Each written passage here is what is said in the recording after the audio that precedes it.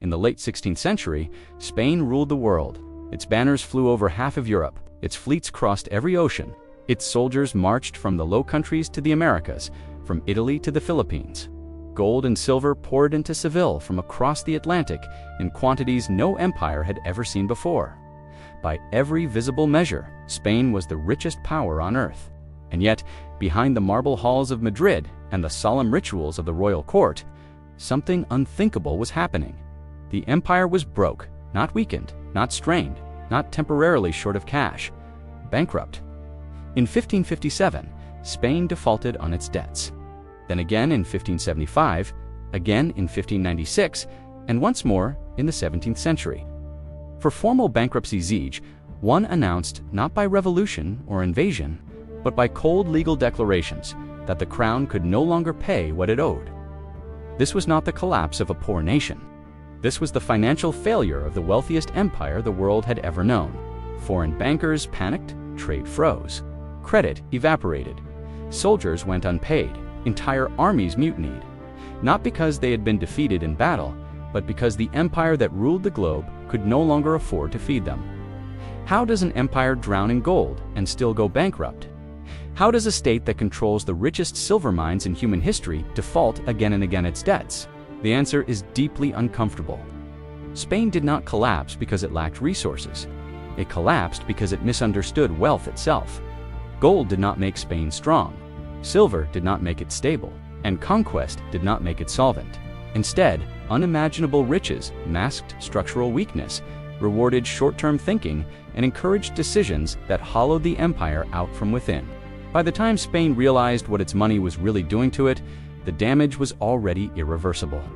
This is not a story about poverty. It is a story about abundance, and how abundance, mismanaged, can destroy even the most powerful empire on earth. Pause.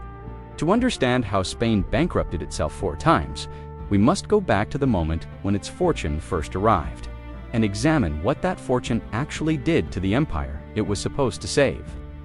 Spain's financial tragedy began with a miracle.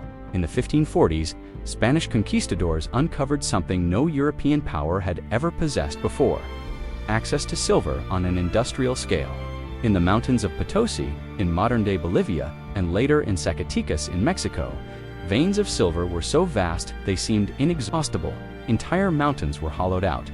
Millions of ingots were shipped across the Atlantic in guarded treasure fleets.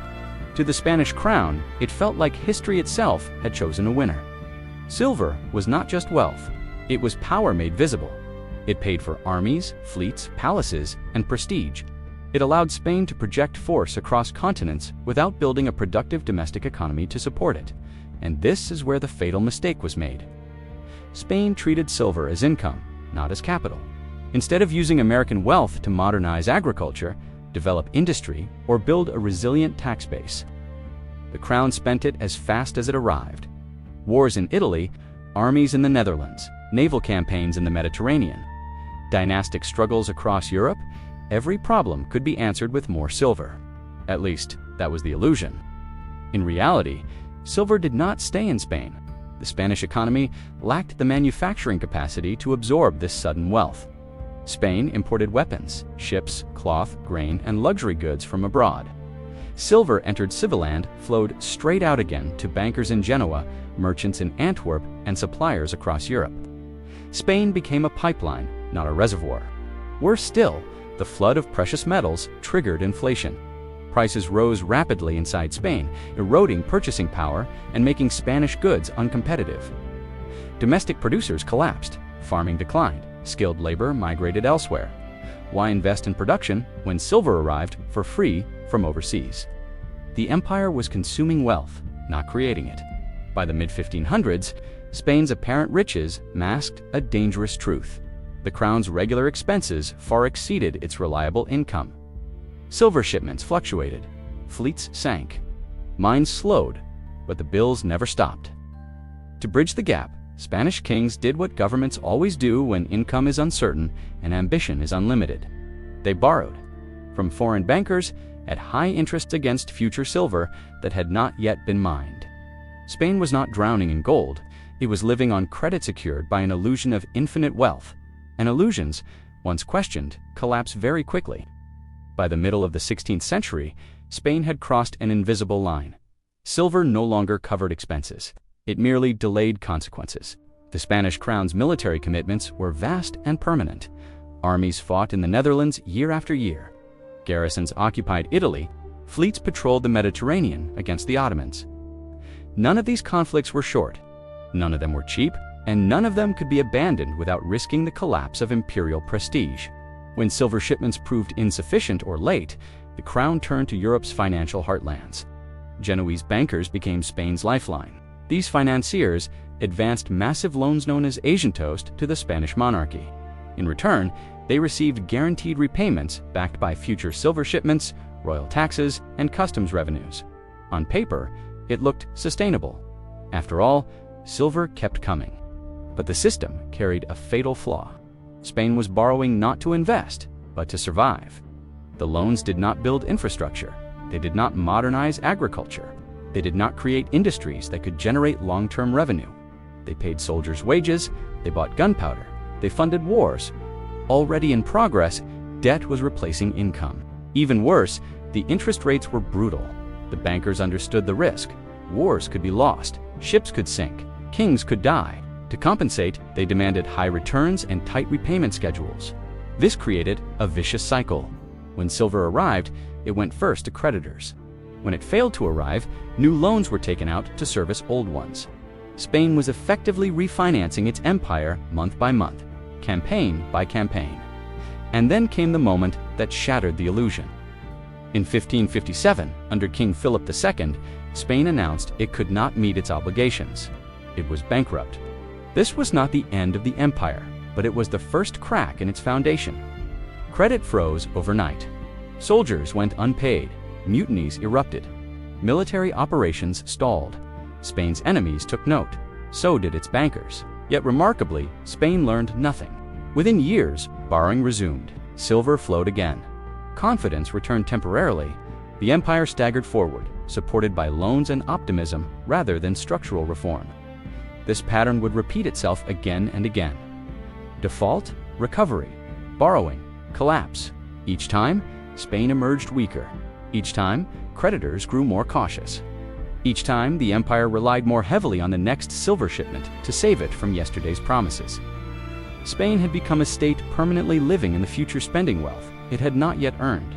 Defending an empire it could no longer truly afford. And the most dangerous part, the crown still believed bankruptcy was a temporary embarrassment, not a warning. Spain's first bankruptcy should have been a turning point. It wasn't. Instead, it became a precedent. After the default of 1557, the Spanish crown renegotiated its debts, reassured its creditors, and resumed borrowing almost immediately. The silver fleets continued to arrive. The empire continued to fight. To the ruling elite, the lesson seemed clear. Bankruptcy was survivable. That belief would prove catastrophic. Spain would officially default 4 times during its imperial peak: 1557, 1575, 1596, and again in the early 17th century, each time for the same fundamental reason. Military obligations grew faster than real economic capacity. Each bankruptcy followed the same script: overextension, borrowing against future silver, rising interest costs, sudden loss of confidence, and collapse. What changed was not the cause but the consequences. Each bankruptcy damaged Spain's credibility. Creditors demanded harsher terms. Interest rates climbed. Loans shortened in duration. The empire had to pledge more revenue for less money. What had once been a manageable imbalance became a structural trap. By the time of the second bankruptcy in 1575, the costs were already visible. Spanish troops in the Netherlands mutinied due to unpaid wages, culminating in the sack of Antwerp event that shocked Europe and permanently damaged Spain's moral authority. Commerce fled, banking networks rerouted, trust evaporated. Yet Spain doubled down. The third bankruptcy in 1596 came as Spain fought England, France, the Dutch Republic, and the Ottomans simultaneously. The empire was at war on too many fronts, with too few productive foundations at home. Silver inflows could no longer cover even interest payments. By this point, the empire was not collapsing suddenly. It was decaying. The fourth bankruptcy marked something different: resignation. Spain was no longer pretending to dominate Europe. It was struggling to hold together what it already controlled. Military technology lagged, naval power waned, rivals adapted. Spain repeated old strategies in a new world that no longer rewarded them. The tragic irony is this: Spain's bankruptcies did not destroy the empire immediately. They slowly hollowed it out. Each default weakened the army. Each renegotiation transferred more influence to foreign bankers. Each crisis discouraged domestic investment. Spain became an empire that still ruled territories, but no longer controlled its own financial destiny. The empire did not fall from a single blow. It collapsed from repetition, from refusing to change, from mistaking survival for success. And while Spain struggled to keep its past alive, a new kind of empire was quietly learning from its mistakes. Spain believed it was financing its own dominance. In reality, it was financing the rise of its rivals.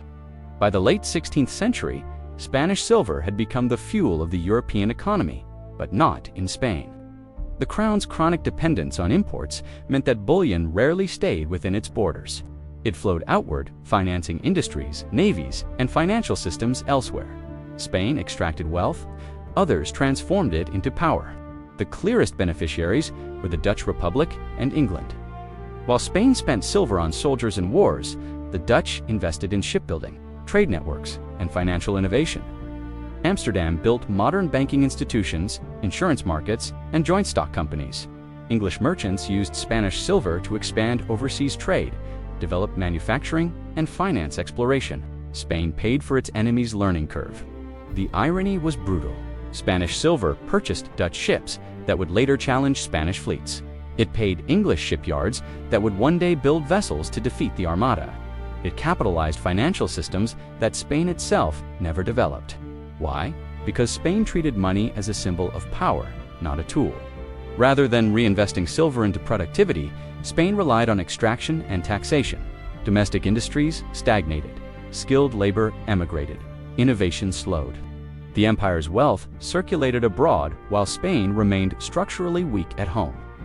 Nowhere was this more damaging than in finance.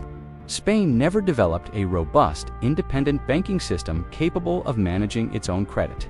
Instead, it outsourced finance to Genoese bankers, then gradually lost leverage over them. When crises hit, decisions affecting Spanish survival were made in foreign counting houses. The empire still owned territory, but it no longer controlled the machinery that turned wealth into strength. Meanwhile, its rivals absorbed every lesson Spain failed to learn. They understood that sustainable power came from production, trade, and financial flexibility, not from hoarded bullion or rigid prestige systems like the gold standard of the era. They learned to adapt currencies, restructure debt, and prioritize economic growth over imperial vanity. Spain remained trapped in the past. By the early 17th century, the balance had shifted irreversibly. Spain still looked impressive on maps, but behind the scenes, it was dependent, indebted, and inflexible. The empire that once dictated Europe's fate had become a cautionary example. Its silver had built roads, ports, factories, and fleets, but not for itself. And that final irony sealed Spain's long decline. Spain did not collapse because it lacked wealth. It collapsed because it misunderstood what wealth was for. At every stage of its imperial decline, Spain made the same fundamental error. It treated money as proof of power rather than as a tool to build it. Silver became a symbol to defend, not a resource to deploy wisely. Prestige replaced productivity. Appearance replaced resilience. The four bankruptcies were not accidents, they were symptoms. Spain's rulers believed that maintaining the image of empire-strong currency, global military presence, dynastic dominance was more important than adapting to economic reality. When the numbers no longer worked, they did not change strategy, they borrowed. When borrowing failed, they defaulted. And when default embarrassed them, they repeated the cycle. This was not short-term thinking. It was symbolic thinking. The crown confused possession with capacity. Owning silver mines did not mean Spain controlled value creation. Financing wars did not mean Spain was strengthening itself. Maintaining a strong currency did not mean the economy beneath it was healthy. In fact, the opposite was true. By prioritizing financial prestige over domestic investment, Spain hollowed out its productive core. Agriculture declined, manufacturing stagnated, innovation migrated elsewhere. The empire became dependent on external systems, foreign bankers, foreign shipbuilders, foreign markets to survive. By the time Spain finally abandoned its old economic illusions, the damage was irreversible. And this is why Spain's story still matters, because the pattern repeats. Again and again in history, powerful states fall into the same trap. They defend currency symbols instead of employment. They protect financial reputation instead of economic vitality. They borrow to preserve the past rather than invest in the future. Spain's bankruptcies were not caused by a lack of resources, intelligence, or opportunity. They were caused by rigidity, an inability to admit that the world had changed and that power must change with it. When Spain finally let go, when it stopped pretending, silver alone made it strong. The empire had already lost the century that mattered most. Its rivals had learned faster. They built systems, not symbols. They invested in productivity, not prestige. They allowed money to serve the economy, not dominate it. Spain's bankruptcies were not the fall of an empire. They were the slow realization that empire without adaptation is just an expensive illusion. And history has never been kind to illusions that refuse to die.